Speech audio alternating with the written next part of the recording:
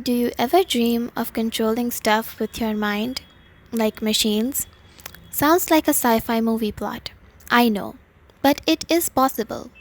Keep calm and watch. So, how? Let's go to our brain. Our brain sends messages to our muscles through neurons. Neurons communicate through electrical and chemical signals. The electrical signals don't flow constantly through the neuron, rather, they come and go in the form of waves. Well, not these kind of waves, but this kind of wave. This is what a neuron would look like when an electrical impulse is passing through it.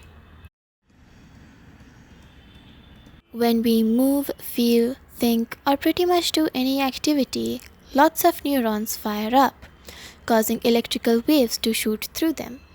With the help of electrodes and neural interfacing technology, we can gather electric neural signals and then send them to a machine, like a prosthetic arm, and then that arm would carry out the action. This sounds pretty simple, doesn't it?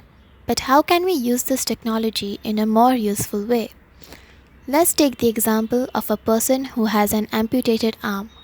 When that person wants to move their arm, a message is formed in their brain. Think of this message as a URL. But when you go to that URL, you are met with an error page. There is a simple solution to this. Simply redirect that person to a functioning web page.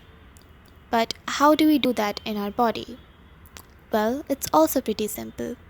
We simply reconnect the residual nerves from the amputated muscle to a functioning healthy muscle. This surgery is called TMR, targeted muscle reinnervation. Now, when that person wants to move their arm, their healthy functioning muscle responds. The signals produced by this muscle are sent to the prosthetic limb, and the prosthetic limb carries out the action. Through similar technology, restoring the sensation of touch is also possible. This breakthrough shows us that tiny things can have life changing consequences. As we saw, this technology isn't about robots taking over the world, it's about helping people. How would you use this technology? Would you insert mini electrodes into a monkey's brain and watch it eat bananas with prosthetic arms?